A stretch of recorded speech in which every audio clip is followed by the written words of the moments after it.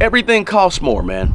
And when everything costs more, the people that need and desire the most, they're gonna get squeezed out. Hey guys, welcome to the channel and welcome back to another video. Let me move this down just a little bit before we get to talking here. So, I was just sitting out here, guys, doing a little exercising, and I got to thinking about the fact that America, it really has like these two ends of the spectrum. We got like these very, very wealthy people, rich people, over $1 million net worth, $2, $3, $4 million net worth. And then America sort of has this lower class or poor class of people. And I got to thinking, okay, so who's in the middle of all this, right? Who are the people that are sort of what we would classify or we would call a middle class, right? But like, it's like we know that the ends of the spectrum are growing, right? There's more and more rich people in America, and there's more and more poor people in America.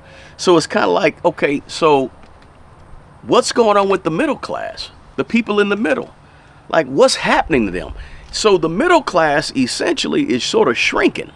Fewer and fewer people are sitting in this middle class. So I got to thinking, okay, so why is the middle class shrinking so much? There's a lot of factors, from economics to social to political, but I kind of broke it down in my mind to just a few things. The first thing is wages, right?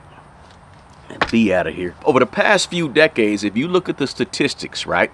Wages for these people that are sitting right in the middle class, the wages have sort of stayed still, especially when you adjust it, say, for inflation. The wages that the middle class make have been sort of what they call stagnated. But at the same time, while these wages, what they earn at jobs, is about the same, and it's not really moving up the same with inflation, at the same time, you got the fact that everything is more expensive.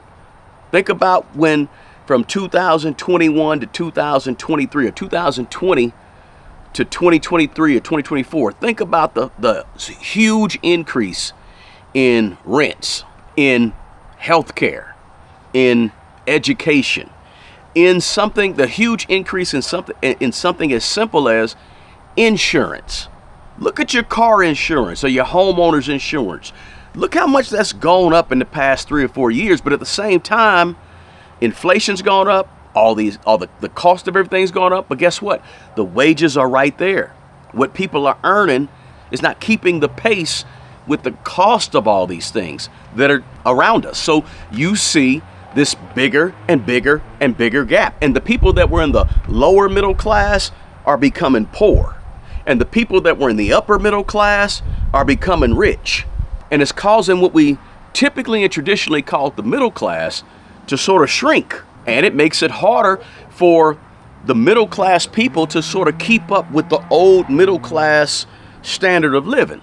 And another thing that kind of struck me when I was thinking about the middle class shrinking right before our eyes is income inequality. Now, when I talk about income inequality in terms of upper class, middle class, lower class, I'm talking about just the simple fact that a greater concentration of wealth is happening with the top 1% or the top 10% in America. And here's what makes me think about that.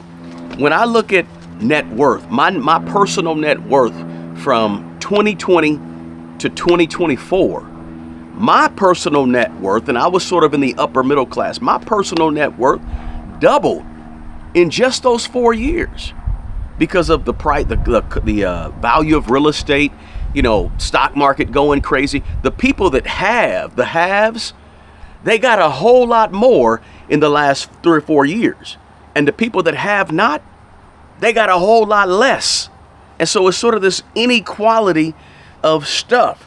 People that have assets that are appreciating value, boom, they got richer in the last 3 or 4 years. People that had no assets of value, boom, they got a whole lot poorer over the last 3 or 4 years. And so you begin to see the concentration of wealth in America being held with these top 1 or 10 or 5% people at the top. They're holding more of the wealth today than they held just 4 or 5 years ago. And the people at the bottom, they're holding less of the world, of America's wealth than they held 4 or 5 years ago.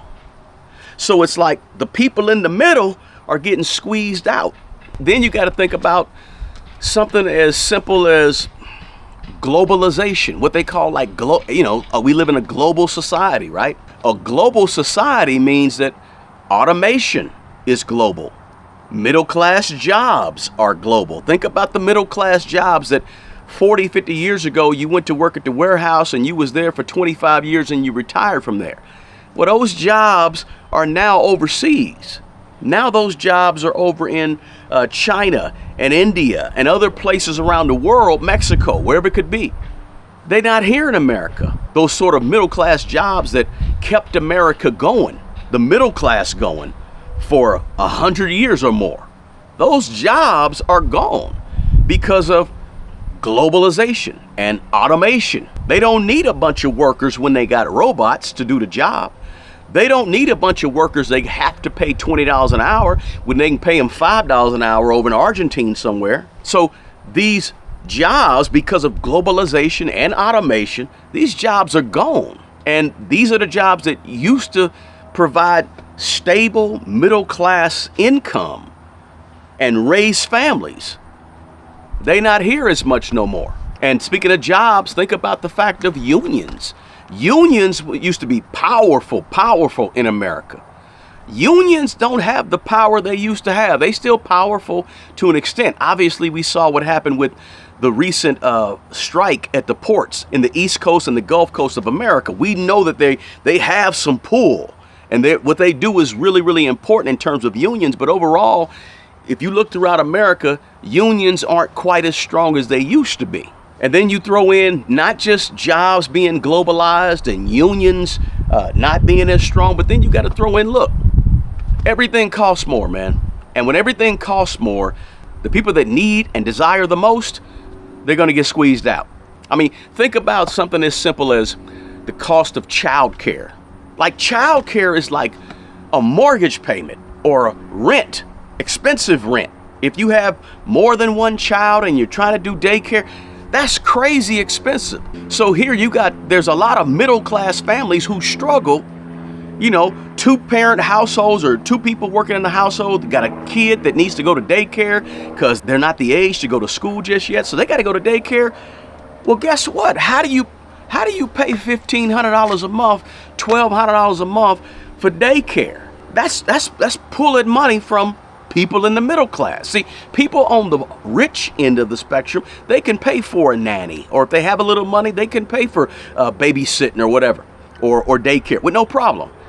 But poor people can't pay for it. And guess what? Those people in the middle, they can't pay for it either and still live the lifestyle. It's hard and difficult, so they end up seeing themselves sinking down into a lower class because they don't have $1,500 to pay every month to watch their 3-year-old or their 3 and their 4-year-old, right? So you got the cost of education, colleges, certifications, all that going up.